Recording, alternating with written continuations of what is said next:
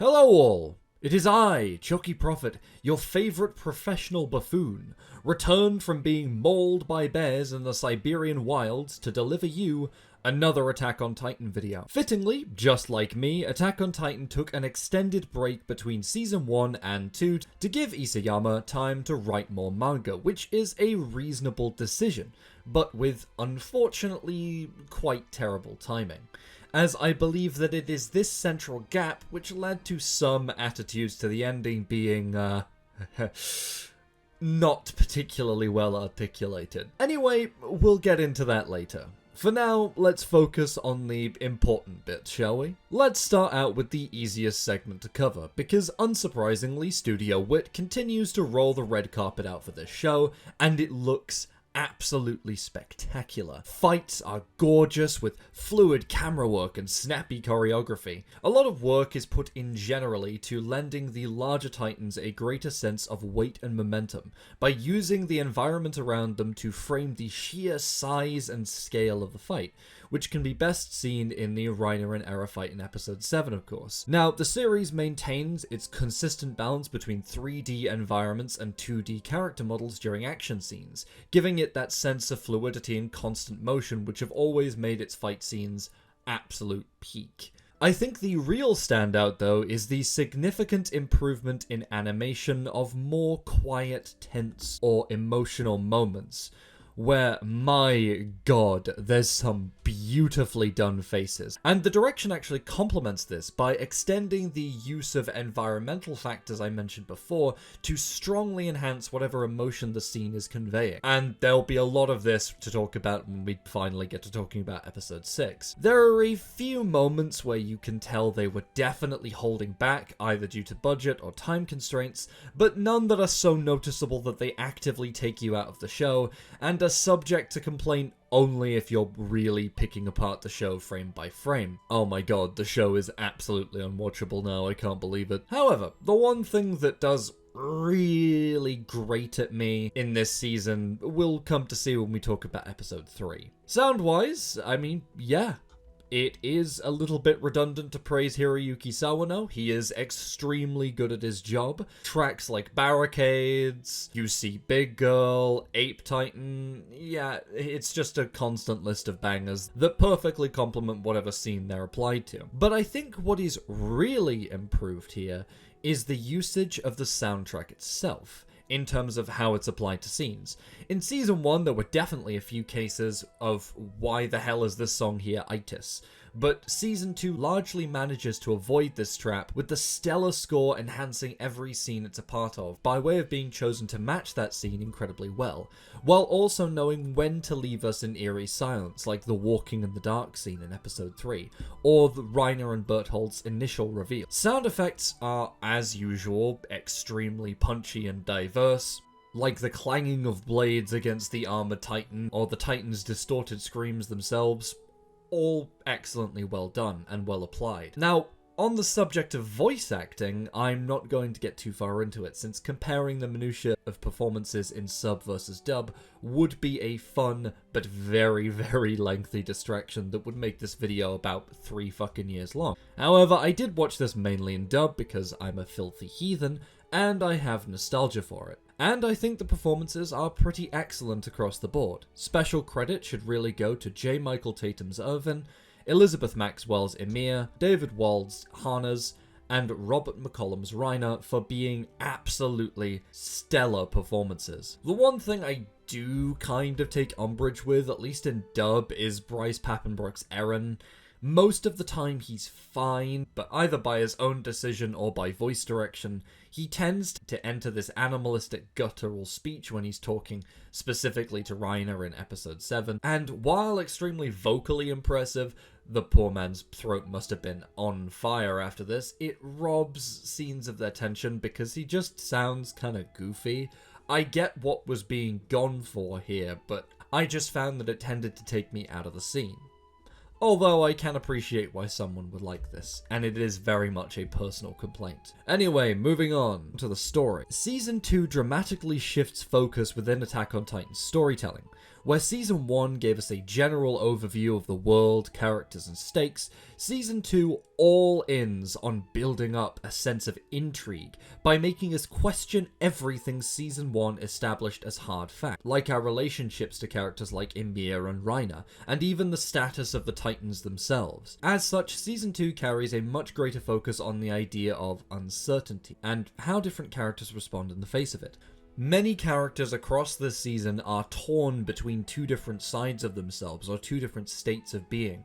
You've got obviously Reiner's warrior and soldier personalities, Ymir being torn between being selfless or selfish, and even more minor characters like Sasha having to finally deal with uncertainty within themselves. This links in with the other overarching theme of trust, which in the season translate to trust in our comrades, trust in ourselves and our capability. And of course, we get a continuation of Attack on Titan's general themes of the costs of war by using these two ideas.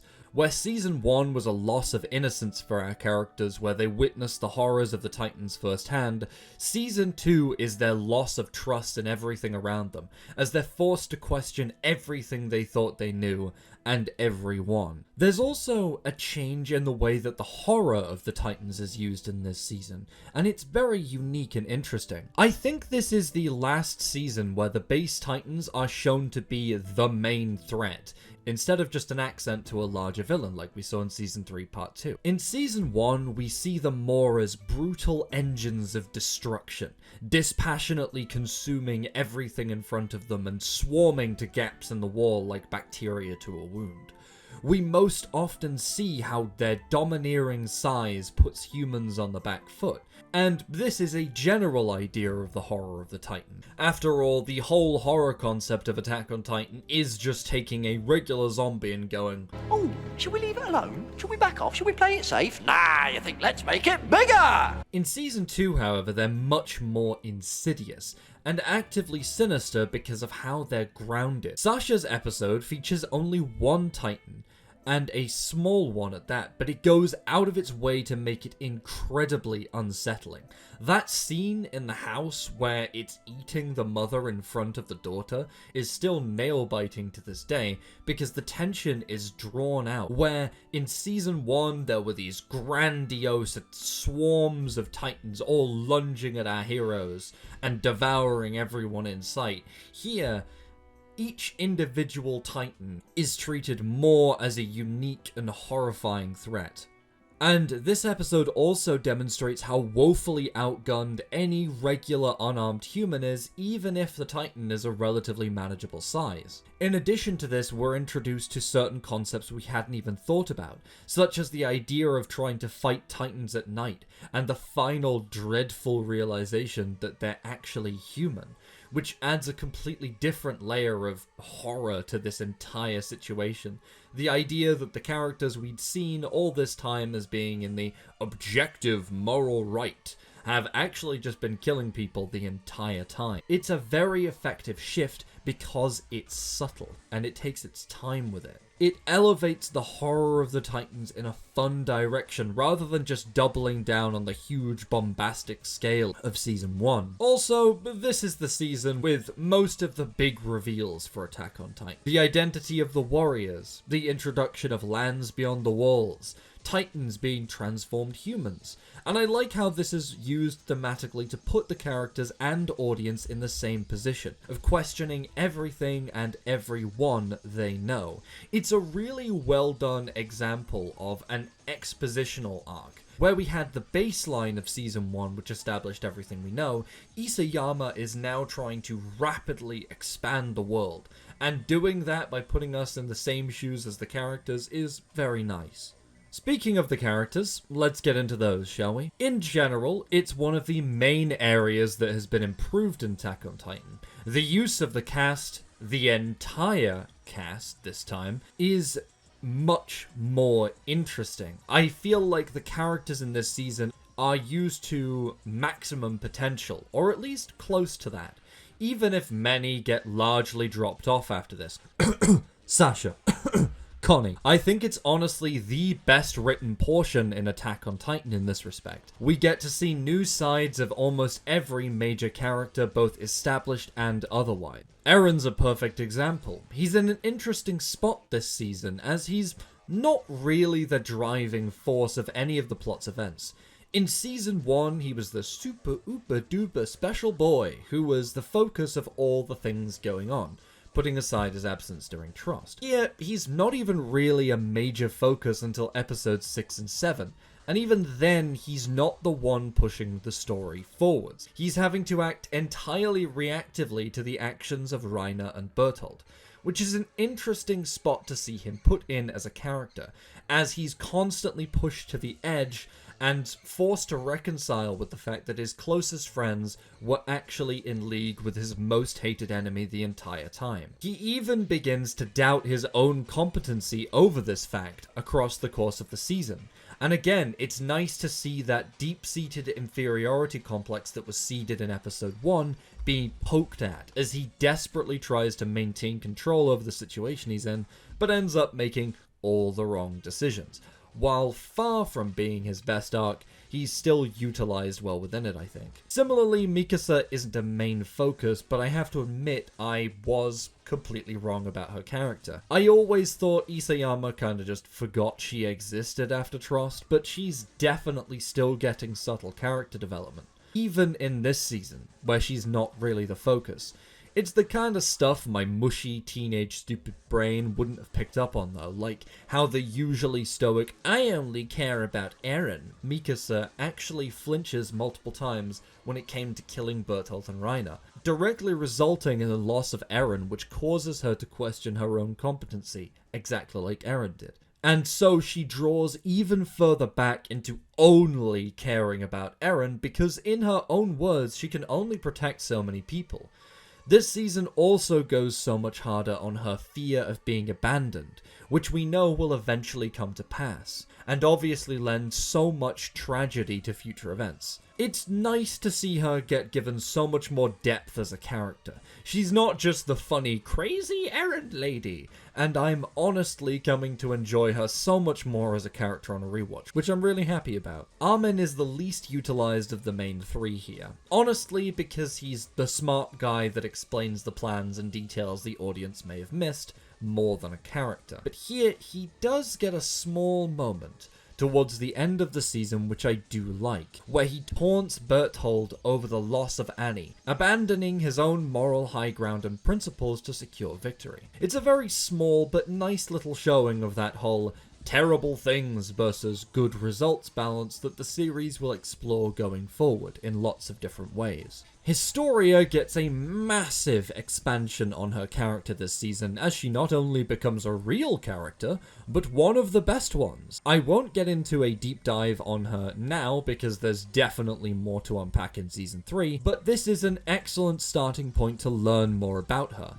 We see her go from being meek and soft-spoken to kinda just girl-bossing at multiple points, directly because of Ymir helping bring her out of her shell and self-imposed martyrdom.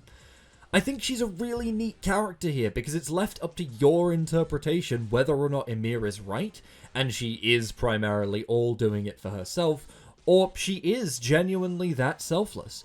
There's no scene where the character just sits down and goes, I'm the selfish asshole, or no, you're wrong, I actually want to help people. And it outright says and confirms either way where her character lies. She's allowed to fluctuate and flicker between states naturally wherever her character needs to go. And yeah, that is kind of bare minimum for being a good story, but to be honest, the amount of times I've seen a character like this done wrong, it is just really, really pleasing to see it done as well as Historia is. She and Ymir do suffer somewhat by not being established very well in Season 1. You do get a little bit of, who the fuck is this guy, when they're finally focused on, and I would like to have seen a little bit more of these characters, but I understand why, given all of the stuff that was happening in Season 1, and how event-packed it was. Reiner and Bertie are insanely good this season. Again, there's more to talk about with them later, so I won't gush too hard here, but they are such a well built up threat. The series gradually keeps shifting focus over to them, and waving tiny little red flags, which then of course all explodes fantastically with the reveal in episode 6, which is beautifully handled, deepening both characters massively and adding to their dynamic with each other and the other characters, whilst adding a layer of moral complexity. They're constantly repeating the fact that they don't really want to do this, they don't want to be in this situation, but something outside of the world we know is compelling them to be there and do these things. Their actions are reprehensible and they know that and accept it, but fundamentally they're people who are dragged into a situation against their will. They don't take gleeful pleasure in any action taken, they just do it because they have to. Unlike Annie during season 1, which is why Annie desperately could have used expansion. But anyway, Reiner is obviously fascinating with his compartmentalized personality, which unfortunately will be forgotten in later seasons, but Bertolt shows a lot more here than I remember. I like that he acts as the human voice of the two in the final confrontation. Where Reiner was the one in earlier episodes that you were led to feel kind of bad for with his fragmented emotional state, Bertolt at the end is given a chance to be genuinely unsure of himself and voice his doubts. He's desperate for someone to stop him or help him, and it's fantastic that we get to see them as a dark mirror of our heroes, who are forced to take drastic action in order to get results, just so they can come home after a long war. Sasha and Connie are two characters that this season puts intense amounts of work in order to rectify their inherent problems. Both of them previously felt more like one-note jokes, les funny scream and les funny potato respectively, and this season embarks on the heavy task of making me try and like them. And it works. Sort of. Kind of. Sasha's little mini-arc has some good stuff in it, and I like how the story reframes the tee-hee silly potato woman who felt completely out of the show's tone to sort of a bumbling, well-meaning idiot who can be serious if she needs to be, actually showing more of an interesting, emotionally intelligent, and intuitively driven side to her. I honestly wish that the theme within her character of being a hunter who was forced out of a small community, pushed off her land, was, I don't know, developed a little bit harder.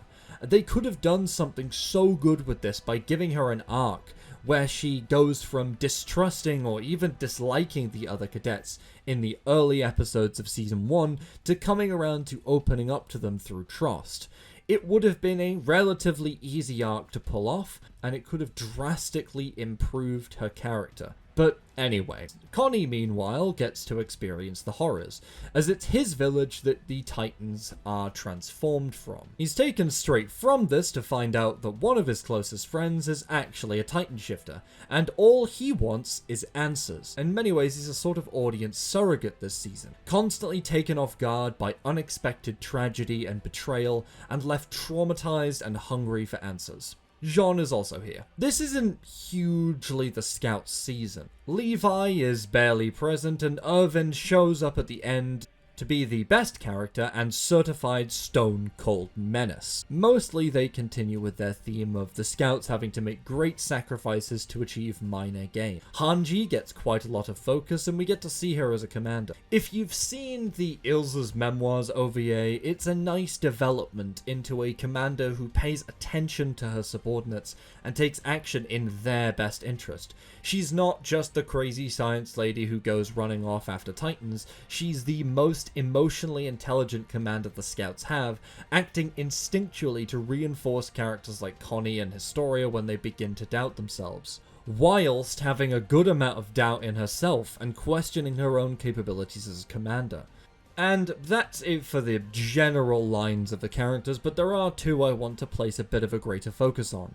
Ymir, like Historia, was sadly a underdeveloped character in Season 1, who basically just existed within a good cop and bad cop dynamic with Historia, so she didn't really leave a massive impression. Season 2 then spins around on its heels, clicks its fingers at you, and in the space of 12 episodes transforms her into possibly one of the most complex and interesting characters in the series. She's slowly discovering whether to be true to herself or to sacrifice her own desires to help those around her, which inevitably leads to her loyalties constantly shifting, only really remaining true to her girlfriend Historia. Most major characters in Attack on Titan represent some form of human reaction to war and suffering. True to Season 2's overarching theme of uncertainty, Ymir's character is all about agency.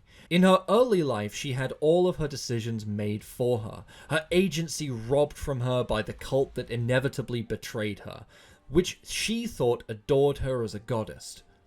And then she was forced to become a Titan, wandering outside the walls aimlessly for 60 years until she was randomly freed. After which she became incredibly self-centered and untrusting as a reaction to this, believing that kindness and the love and affection of others was just a con that she guilted herself into believing. But she finds genuine connection with Historia, and struggles to evaluate her choices between acting in her interest, which she's always done and believes is the best thing to do, and Historia's. Much like Reiner and the other warriors, she's caught between two opposite sides of herself, and eventually has to make a difficult decision to reconcile these two conflicting sides. I think Season 2 generally does an incredible job of tempering Ymir. The snarky, cynical asshole could get very easily annoying if done wrong, but she genuinely comes across as being caring underneath it, like when she attempts to cheer Connie up post finding his village destroyed. It's clear that she's a complicated person with her own way of operating, rather than just a nothing matters to me, I'm always gonna work for myself, sarcastic asshole cookie cutter that she was in Season 1. Her various betrayals and shifts in allegiance feel well built up to, and make sense as someone existing outside the overt Marley versus Paradi conflict going on, who just really wants to see the person she loves one more time. Similarly to the rest of her character, the relationship with Historia is much better reasoned and genuinely interesting. The idea that she is so personally affected by the story of someone she had no knowledge of, that she actively sought them out and joined the military, partially out of understanding and partially out of pity, before their relationship gradually deepens, and she realizes Historia isn't just a naive version of who she was, and that she's genuinely capable of the pure kindness that Ymir thought was a complete con. They both bring the best out in each other, and it's such a shame that this character was written out of the story in the way she was. Ultimately, the way things pan out for Ymir at the end of Season 2 just doesn't feel right to me. If she had to make a last sacrifice to save Historia by staying behind with Reiner and Bertram, that would make sense, but she doesn't. After spending this whole season learning to be true to her own desires, she randomly decides to stay with the warriors, despite knowing full well she won't make it out alive. It's such an odd choice for a character so focused on personal agency to just willingly walk into the meat grinder like this, and it undermines all of the sacrifices and decisions she made prior. I get that the idea was that it was always building up to this tragic break-off between the two where they had to separate, and that's fine, that's not my problem. It's the fact that all of the genuinely good build-up to that break-off, where Ymir sabotages the plans of the warriors just for a chance to see Historia one last time, is undermined because she's escaping with Historia. She could live the life she's always wanted. Sure, she'd probably face questioning from the scouts and others, but it's not literally being killed and consumed to, I don't know, save the warriors? Killing her off-screen is just such a waste of a good character, especially given that she was replaced with a complete nothing burger like Porco. Particularly when having Ymir react to Season 4's events and being on Marley's side would have been such an interesting idea. Someone who doesn't really want to work with Marley but is forced to by circumstance in order to save Krista. I think Isayama felt compelled to remove Ymir from the scout side, otherwise she would have told them all of the mysteries that were supposed to be revealed in the basement. And that's fine, but I don't think that she needed to be killed off in Marley. I don't think this is a case where a character had everything done with them that could possibly be done with them and that their arc wrapped up in a nice way. I think she could have genuinely added so much to Season 4 by her presence, and it's such a shame she won't be in it after this season. Ah well, the candle that burns half as long shines twice as bright, I guess. Speaking of, for someone that doesn't have that much screen time or screen presence, Hana's is a deceptively important character. As I mentioned back in Season 1, he starts out as a freeloading coward who just wants to get drunk, but maintains that that is a sign that things are good, and it means peace and easy times. However, after failing to save Carla, he mirrors Eren by falling into a deep pit of self-hatred and modeling himself more into a soldier, quickly climbing the ranks of the garrison regiment and hardening as a character, his only soft spot being for the 3 kids he always used to see getting into trouble in Shiganshina, because it reminds him of more peaceful days. Additionally, he acts as an emotional ground for the group, reaffirming their confidence after the taking of Eren, and declaring his own desire to return to those peaceful days, stating he was never happier than when people thought of him as a freeloading waste of space. He's the representation of a peacetime soldier dragged into war. Someone who thought he would only have to defend some walls and get drunk all his life, forced into a life or death battle. He's the representation of innocence within the series himself, and it's his death that I believe ultimately sets the series and the characters down the path that they take. At the beginning of episode 12, Hana sees the Smiling Titan and becomes overwhelmed by his desire for revenge. He wants to prove to himself and everyone else that he can protect those around him, and his judgment is clouded by hubris and rage. He charges the Titan as he did in episode 1, but takes the opposite path, being caught off guard and eaten. Again, we see that beautiful anti-war symbolism. When we allow ourselves to be overcome with fury and arrogance and a desire for revenge, we ultimately make self-destructive decisions that worsen things for those around us and lead to our own death, a lesson which Eren does not take to heart, instead developing an even more powerful sense of inadequacy after the death of Hana's. And with no mature moral ground like Hana's around, Eren really begins to completely spin out of control. Anyway, that's enough about the general ideas of this season. Let's have a little bit of a look at the episode, shall we? Episode 1 has the unenviable task of picking up back after a 4-year hiatus. It's a wind-up episode which gives us a very brief catch-up, followed by an expansion on Season 1's ending sting, with the crumbling wall revealing the face of a giant live Titan. Specifically here, the shot of the Titan's eyes slowly juddering down to focus on the humans below is chilling, and instantly reinvests us in the horror of this series without having to show a regular Titan. The episode generally takes a gamble by not really focusing at all on the main cast for a bit, mainly because they don't have all that much to do in this segment, instead focusing much more strongly on the follow-up with the Wall Priest Pastor Nick and continuing conspiracy angle to the plot. However, despite this fascinating mystery, one of Season 2's greatest strengths as a season is its use of anticlimax. As Hanji and Pastor Nick sit atop Wall Rose and Hanji desperately tries to interrogate the truth out of Pastor Nick, we innately understand that whatever the scouts have stumbled upon is so deeply mired in internal conspiracy that they physically cannot dig up an answer, at least not yet. It's an excellent way to bookend this plot point, and I think actually works extra because of how anticipated it was, which throws us even more strongly to opposition with the Wall Priests and those keeping the secrets of the walls, and allows the viewer's imagination to run free. What secret could be so great that someone would prioritize their life over giving any of it away? While this episode is really strong in some areas, I do have a few niggling issues. One of which is the scene with Armin, Eren, and Mikasa, which is kind of unnecessary. I see why it's here, we need to see our main trio do something, I guess, after 4 years, but it adds very little and breaks up the constant winding tension of the episode for me with a scene that adds very, very little. Although the little be the bigger man flashback with Eren's mother is very nice, as it's a lesson we know he won't learn. Alright, it's time for me to gush about the final scene of this episode.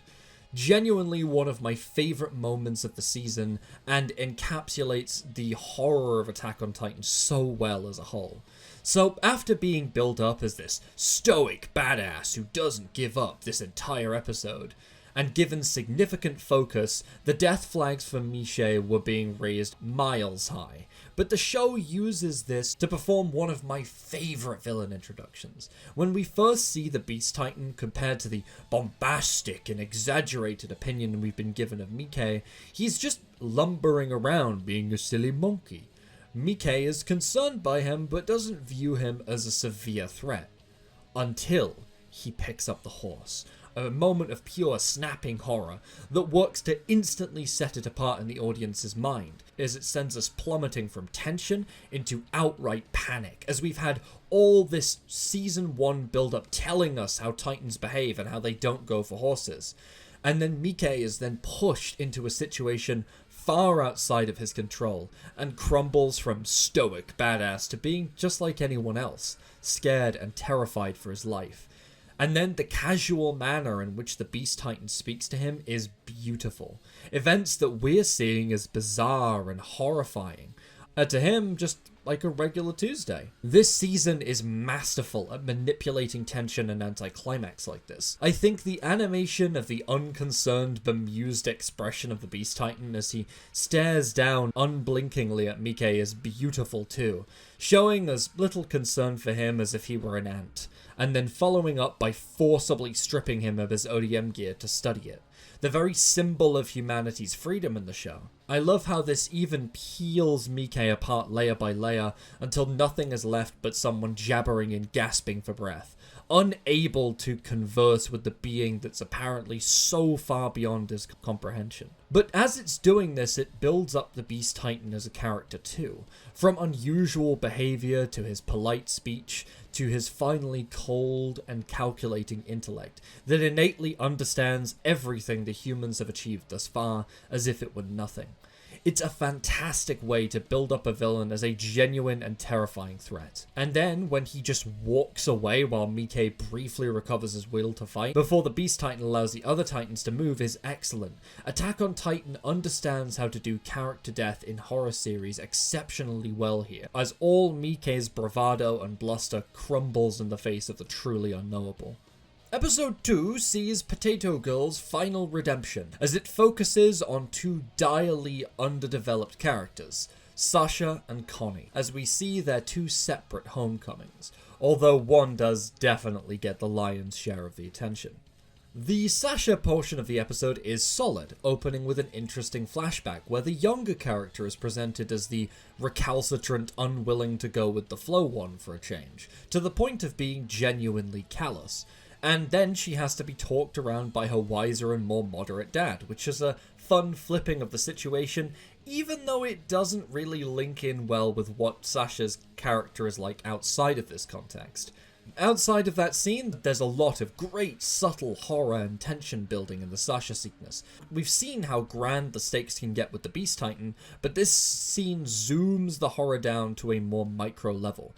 We're shown what just one small rogue Titan can do to a village if they can't find back. This could be a fantastic scene, but unfortunately they can't seem to break away from Sasha's comedic character angle, with her squealing and tweaking out over the fuck-ups she keeps making, undercutting the tension quite a bit, I feel. Of course, I get why she's messing up. That's fine. That's not the issue. It's the fact that she reacts so loudly and almost comedically, which breaks away from how horrifying this scene is supposed to be.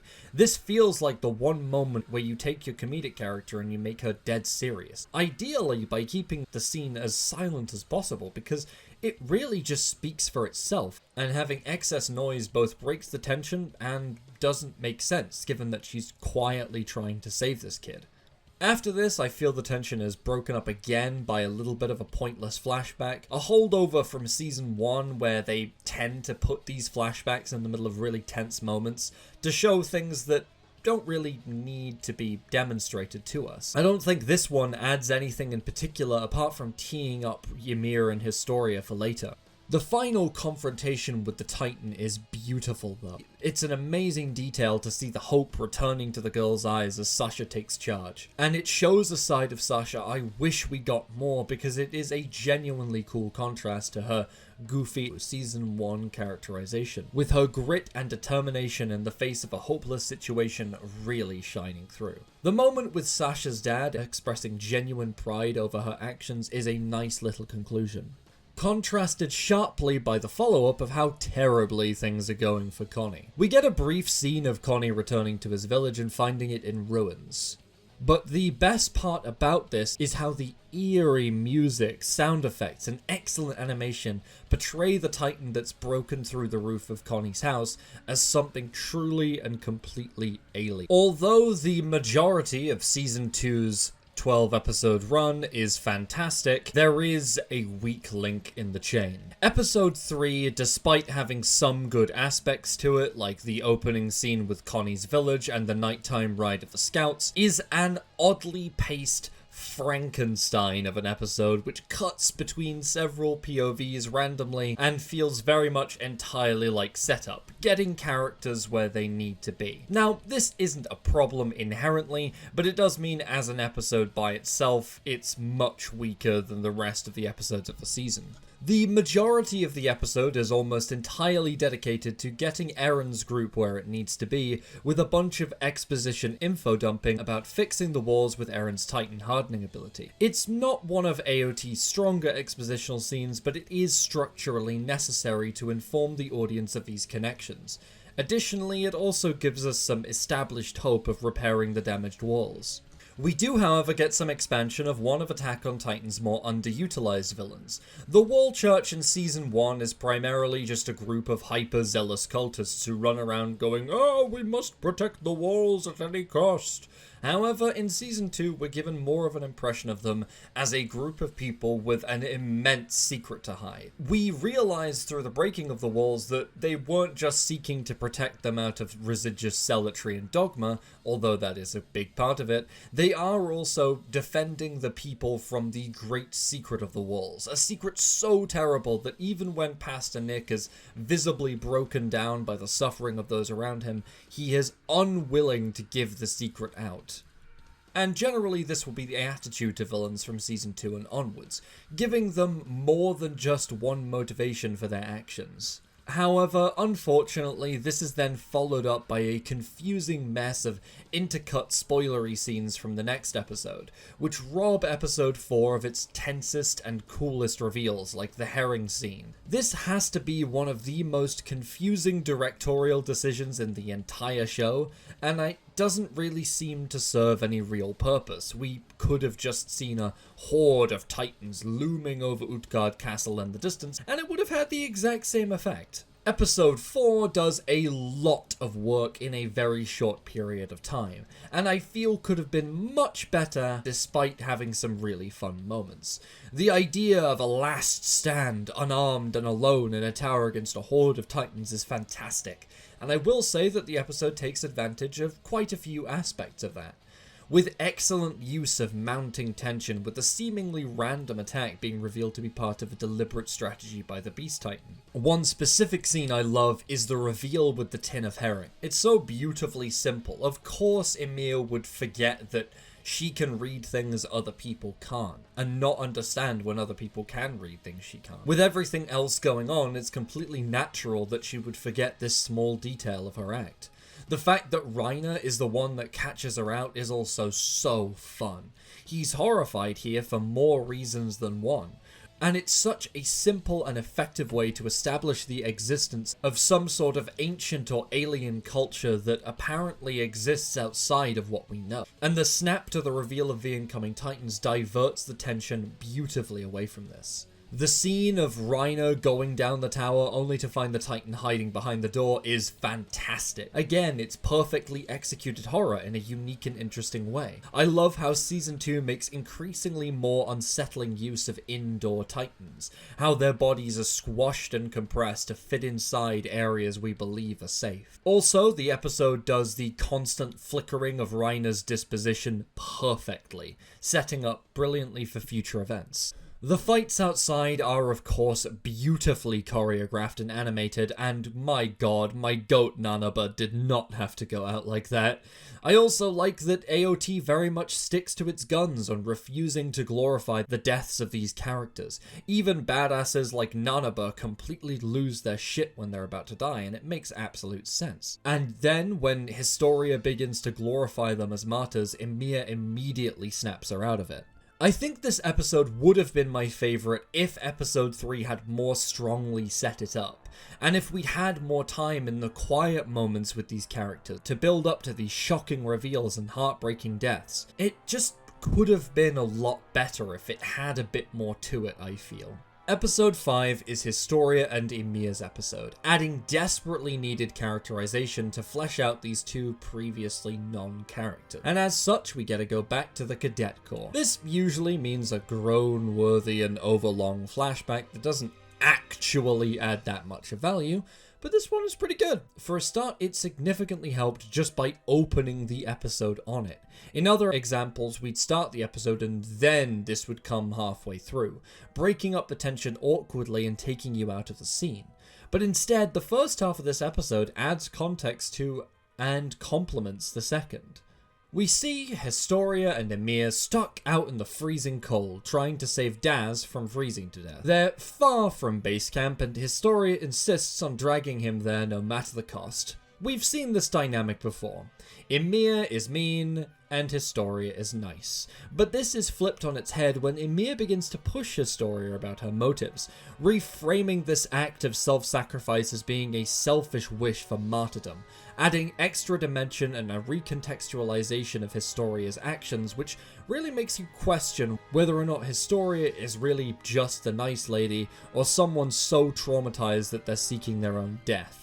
Ymir then in turn shows her true nature, by taking Daz out of Historia's hands and transforming into Titan form to take him back to base camp. An immense risk you wouldn't expect the otherwise calculating Ymir to take, showing deep down she cares, very similar to Krista. She just wants to convince her and herself that she doesn't.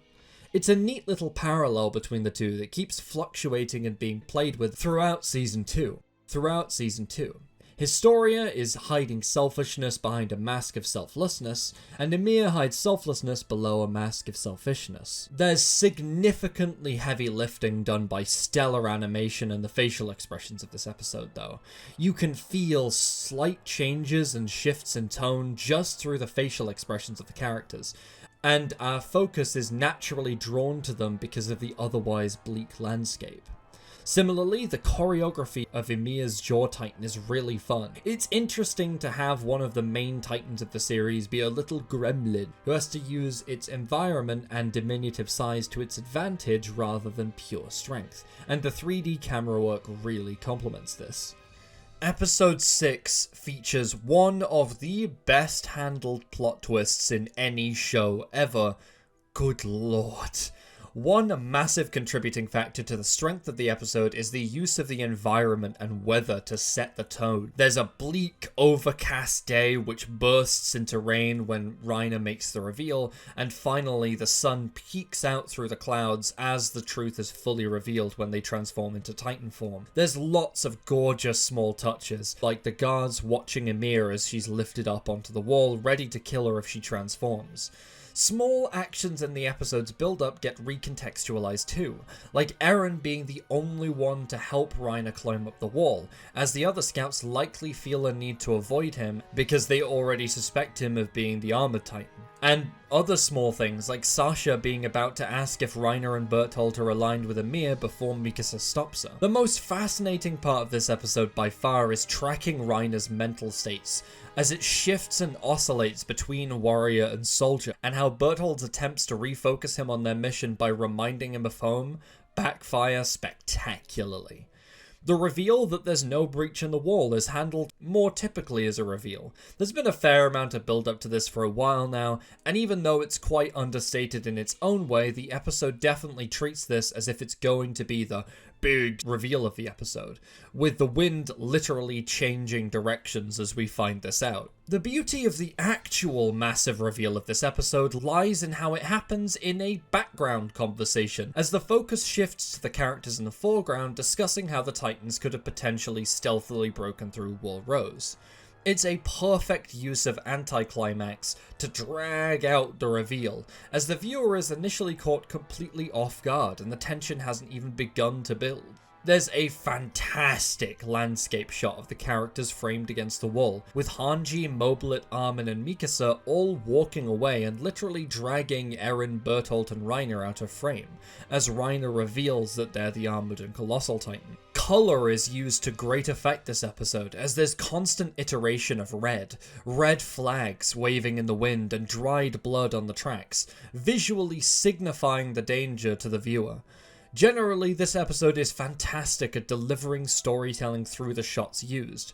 For example, this shot of Eren and Reiner being divided literally by the metal rail. The flashback is actually used perfectly here as part of the evidence all falling into place. The episode had been leaving breadcrumbs for the audience to tie together towards the reveal that led up to this point, and the anticlimax is used to give this scene the punch of making the audience go, "Oh shit," as pieces fall into place regarding Reiner's miraculous survival versus Annie in Season 1, and the show activates all these little hints it's been leaving along the way. It does make sense though that Eren would be the last to believe that they were traitors. It builds towards his image of the world as a whole and his naivete. He thinks that there's no possible way someone he trusts this much could betray him, even after his experiences with Annie. The headshot where the three are framed staring at each other is immaculate. Eren stares straight ahead at Reiner, trying to reclaim some form of normality. Reiner looks like he's genuinely tweaking out over Eren's rejection of his proposal, showing how twisted his mindset has become by his PTSD. And Bertolt stares down at Reiner concerned, hoping he'll just snap out of it. The building of the wind as it snaps that red flag we've seen in previous shots and it tumbles down the wall as silence falls over everyone is a fantastic release of tension, as we're visually told, yeah, we're way over the line now. I love that we're shown Mikasa actually hesitating to pull the trigger, as her hand twitches on her ODM gear. It's a neat bit of humanization for her character, and the initiation of actual combat is beautiful. As Reiner has his big triumphant moment of resolve, Mikasa leaps up to put a stop to it but can't actually finish the job fast enough, as lightning flashes around Reiner and Bertolt and there's impact frames of their Titan forms. My God, what a way to do this reveal. We haven't seen these guys since early on in Season 1, and their identities have been a central mystery that AOT was building to, and this reveal treats it with all the reverence that it rightly deserves. That final moment of regret from Eren as we, the audience, are left to abandon our previous view of these characters before that smooth-ass transition is absolute cinema. Episode 7 is the full-on slam-down fight episode between Eren and the Armored Titan. The episode begins with a nice little bit of Mikasa actually questioning her decisions. She's usually reduced to the crazy, "I'm only here for Eren" lady. So it's nice to give her some additional characterization in her reluctance to kill Reiner and Bertolt, visibly upset by their fear of her. There's a general theme of giving neat little extra bits of characterization out, like showing us a more strategic and level-headed Eren, as well as our first true taste of Hanji as a commander. Using the CG to portray the Colossal Titan in this episode actually works really well. You'd expect it to look janky and a little goofy, but the contrast actually works to show how the Colossal Titan is this slow, lumbering, uncanny brute, as well as giving room for that beautiful 3D camera work. One of Attack on Titan's greatest strengths from a fight perspective is its ability to surprise the viewer with new information and powers that shake the fight up without them feeling that they come out of nowhere. The Colossal's ability to actively emit gouts of steam is well established, as well as the armored's ability to move extremely quickly despite its thick armor. Both are powers we've seen them use before, just not in this context. The beginning of the Reiner versus Eren fight is a little bit strangely paced, with it beginning with Eren getting hit and then skipping backwards and forwards and starting with Eren's admittedly pretty solid monologue about admiring Reiner, but it is honestly lovely to see Eren get fucking belted after this. There's a flashback here that even makes sense. It shows why Annie's martial arts matter in a fight between titans and explains how Eren can retake the momentum in this fight.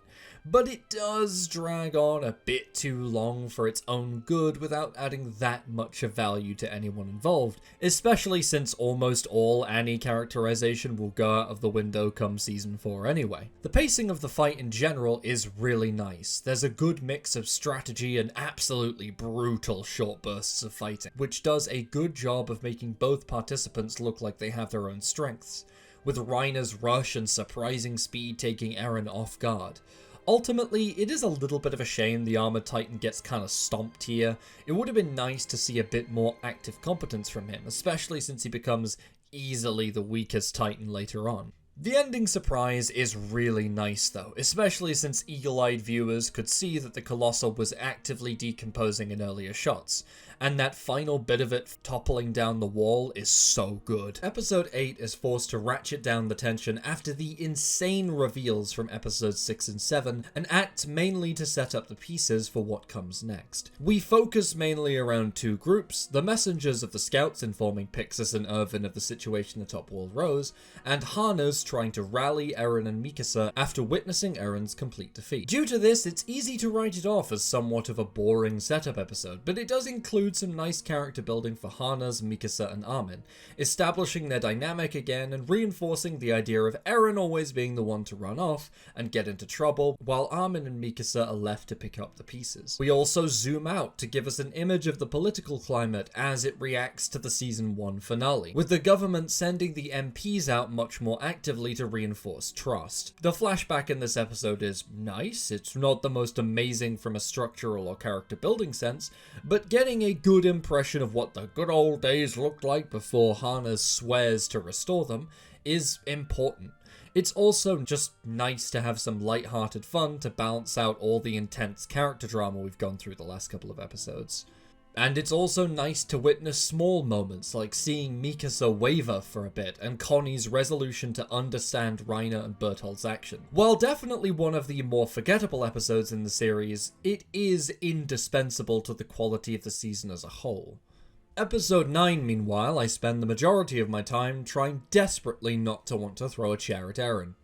Again, a more conversation-focused episode, placing emphasis on establishing Reiner's deteriorating mental state and Ymir's shifting loyalty. We first begin by establishing and explaining their situation, so the audience members understand how deep in the shit Eren really is. As Eren tries to keep himself calm and gather information, but Ymir ends up doing a much better job of it. One of the things that really sells Reiner as a character in this episode is how his face shifts from warrior to soldier, visibly softening when he transforms into a soldier, and then hardening and gaining dark shadows under the eyes when he transforms back into a warrior, as he's forced to relive all he's done all at once and switching so fast from happy-go-lucky big brother to hardened war criminal. As indisputably frustrating as it is to watch, Eren completely losing his shit and being virtually useless this episode is a fun dynamic. It's interesting that the show sticks to its guns in terms of making Eren competent, but so easily overcome by violent emotion that he doesn't think his actions through, ultimately making self-destructive decisions. Generally speaking, it's a well-executed and underrated episode for the heavy lifting it did in deepening some of the series' best mysteries. Where episode 9 was the moral battle to convince Ymir, episode 10 shifts her allegiances again, as she realizes how important seeing his story is to her, even more than her own safety. Eren's actions, as usual, are blinded by rage and only make the situation worse for him, but that's part of the fun of his character, I guess. I think Ymir's backstory is really fun. When you go back actually knowing the context, you understand she's just another victim of Mali. But without context, it's such a strange and interesting reveal. It adds so many questions. I love how the whole Titans are actually human thing is being slowly built up through the season, before being outright confirmed by the characters themselves. So you can make that connection yourself without being told. I especially enjoy how the debates in this episode feel very human. Less grand ideological conflicts and more people who all understand the positions of the other, with different views on the best outcome. With Reiner and Berthold thinking they can predict Ymir's actions but ultimately completely losing control of the situation. While the excellence in storytelling and animation of Ymir's backstory is the big draw of the episode, there are lots of small details I love too, like Ymir checking if Reiner is in his right mind before doing anything, and Berthold and Ymir discussing the eating of Marcel and whether or not Ymir remembers it. Episode 11 is the everything goes to shit episode, but this time it's the Scouts' extreme measures that introduce the regular Titans to the scene. Again, it showcases this repeating idea of everything being expendable to achieve victory. Erwin even considers his own life as expendable and replaceable as he orders a charge despite being snapped up by a Titan. I love that this episode gives the cadets the opportunity to actually question the shifters, which we didn't really get with Annie. The betrayal runs extra deep as well because of how close the group were to Reiner and Berthold. They don't understand how they could reconcile the massacre with sleeping soundly next to them every night. There's lots of fun character details too. Mikasa having become entirely incapable of caring about anyone other than Eren here is only after she hesitated multiple times and was punished for it. But even after all this, she still stops herself from killing Ymir when his story is said to. And we also see things like Berthold's desperation to find acceptance. Episode 12 is the perfect final episode for the season to leave off on, and adds far more questions than actual answers, while giving some of the best emotional moments and horror that the series has had so far. I already talked about how I feel about certain aspects of the ending with characters like Hannes and Ymir, so I won't rehash them. The main area to praise this episode on is its decisive use of anticlimax. We get a triumphant scene of Ymir and Historia battling titans together, as Hannes struggles to take on the Smiling Titan. There's a rising swell of music as Mikasa frees Eren, and you expect him to be able to fully transform. But no. Nothing. It's a beautifully executed snap in tone, as we're then shown the Scouts dying in droves just trying to reach Eren. Everything progressively just getting worse for our characters. Hannes is finally killed, and the direction here is just insane. The repetition of shots from Eren's mum's death in Season 1, the way the Smiling Titan is presented is almost basking in the moment, with Eren's collapse and subsequent breakdown showing his insecurity at having failed once again to protect those closest to him. The moment Mikasa and Eren share after this, where Mikasa reaffirms Eren's confidence, is really nice, and Mikasa finally gets to voice her thoughts to Eren. Oh my god. The scene of Eren finally using the coordinates power is fantastic, with the rising swell of music and the triumphant slam as a Titan flies overhead and grabs the Smiling Titan. It's so completely unexpected and yet beautifully well built up. An overall fantastic Season 2 finale, wrapping up again with that feeling of uncertainty as we see that last shot of Zeke lingering on the wall. Anyway, I think that about does it for Season 2. It's a perfect follow-up for Season 1 that, as I said, both carries on what made Season 1 work, while reinventing a lot of its core aspects in interesting directions, and attempting to fix some of my biggest criticisms for it. And overall, its worst episodes were significantly better than Season 1's worst. So, that's an improvement. Anyway, as always, thank you all for watching, and in my next video, I think it's time to wrap up Devil May Cry.